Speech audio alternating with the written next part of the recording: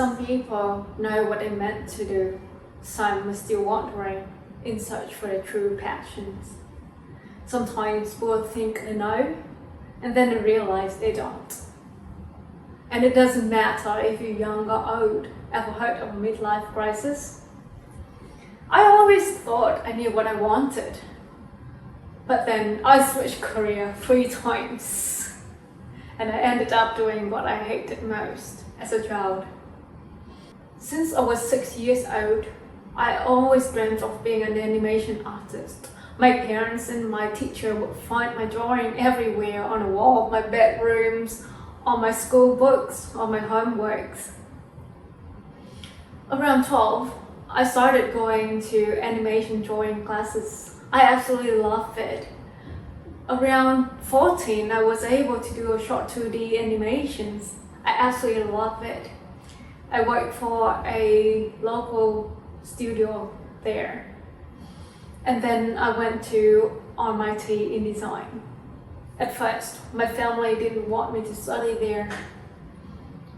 Firstly, because a woman doesn't need a degree. She only needs a good husband, they thought. And secondly, I have 2 older cousins who went to the same school and failed after a few months. So my family didn't think I could do any better than the boys. I had a long talk with my dad, and 4 years later, I graduated with distinctions. Thanks, Dad. So I went to Australia to continue my study and pursue my dreams. To a little shy Asian girl, everything was so new and challenging. I had to find my way around the city, joining a new network of friends and finding a new job. Everything changed that little me. I became more outgoing and more confident.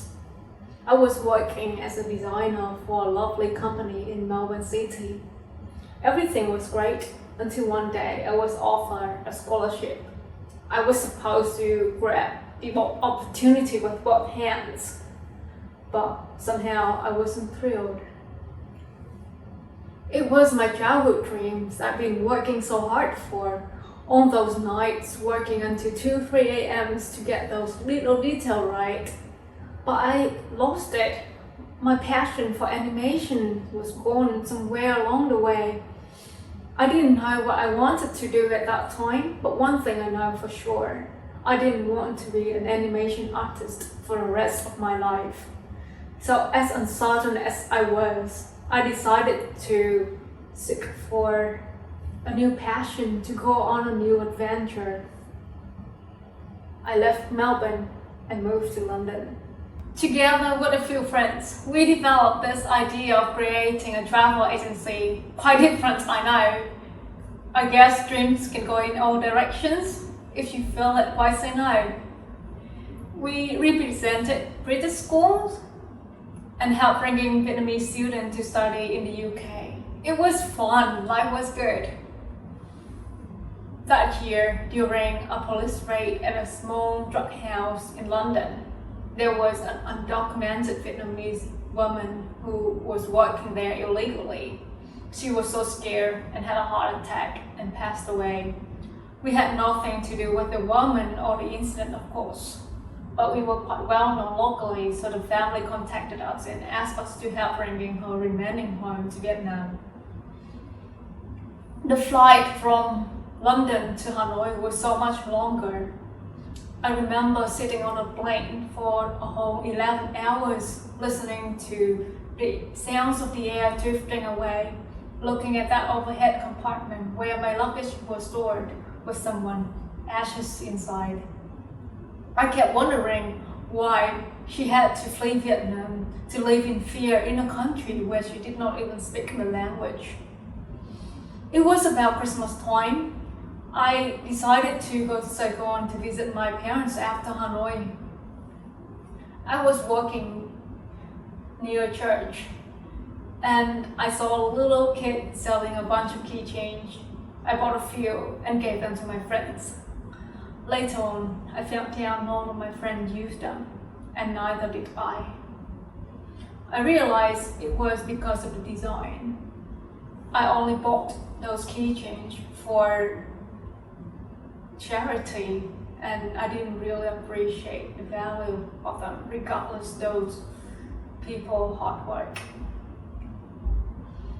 I had been spending 12 years studying and working in designs. Perhaps I can do something to make a difference. I can create jobs for those people, and maybe people don't have to flee Vietnam anymore. There was a little tiny hope that I could do something to make a difference.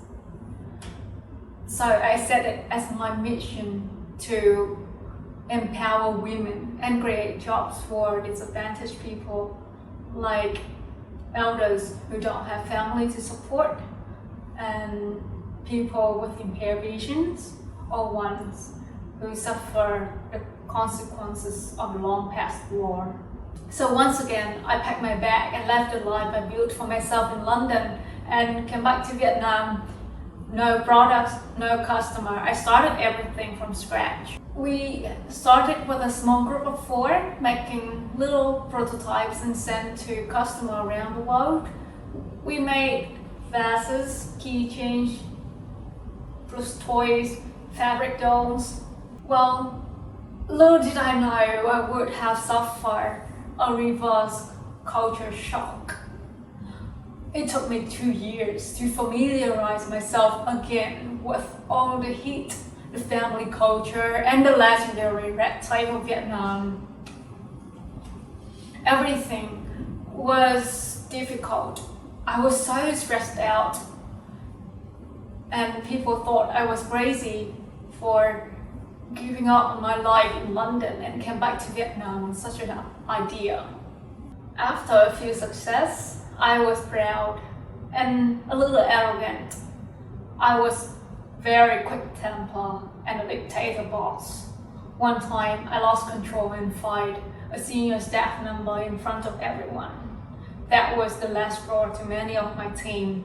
The next day, they all resigned.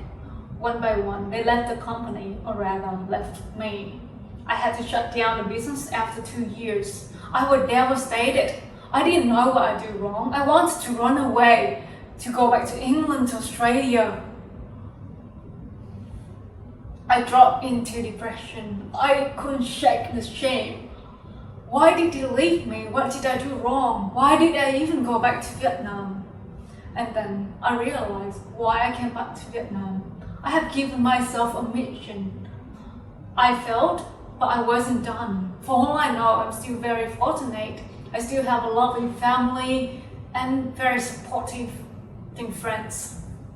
So I have to gather myself together.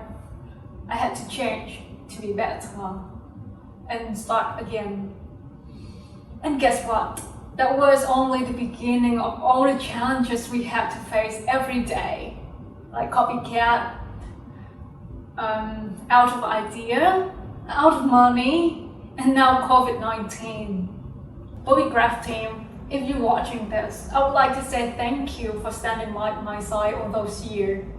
Together, we've built a lovely company that employing over 400 people. And we've been empowering more and more women each day.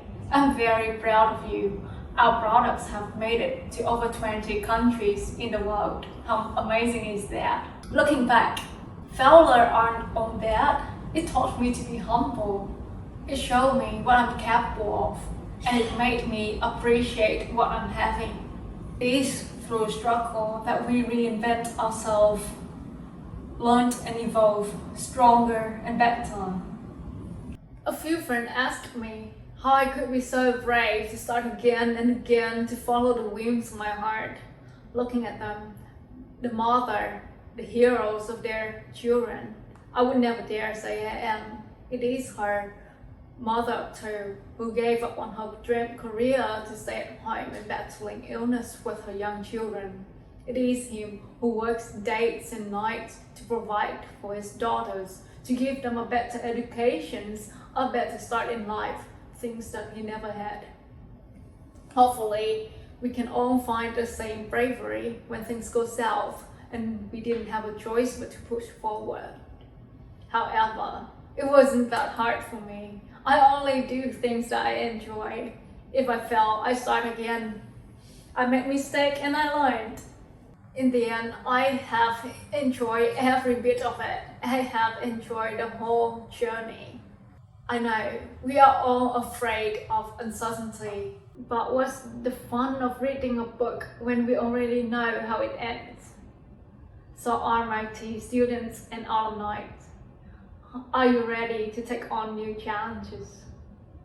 So yes, it is that simple. Follow what your heart tells you. Don't let the fear dictate what you can or cannot do. Be whoever you want to be, an astronaut, a traveler, or a stay-at-home parent. You can always change that later. No one can tell your life story better. It's your own legacy. It's the book that you write for yourself. The kid inside me would never have imagined that I'm doing what she hated most, a businesswoman.